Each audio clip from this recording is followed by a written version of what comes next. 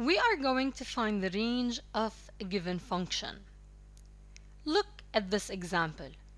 Here we are required to find the greatest value of 6x minus x squared. So this function is f of x. State the range of the function f of x equals 6x minus x squared. Let's start. F of x is given, it is 6x minus x squared.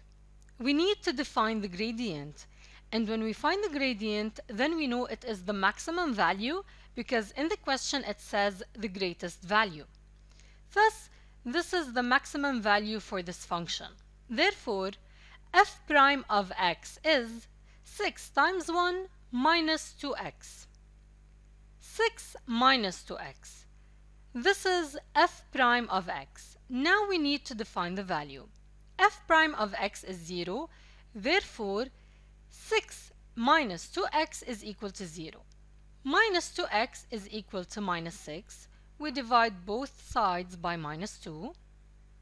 X is equal to 3. That means this is the greatest value or maximum value for this function. Now we need to find the f of x. Therefore, we substitute. We will substitute in this function here.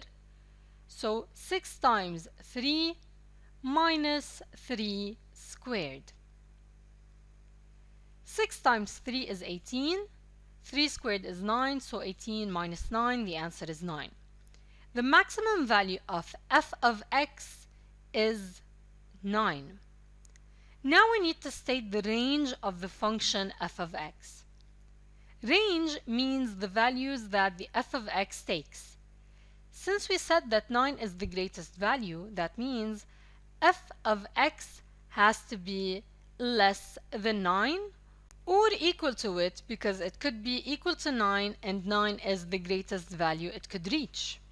So this is the range. That means f of x is less than or equal to 9.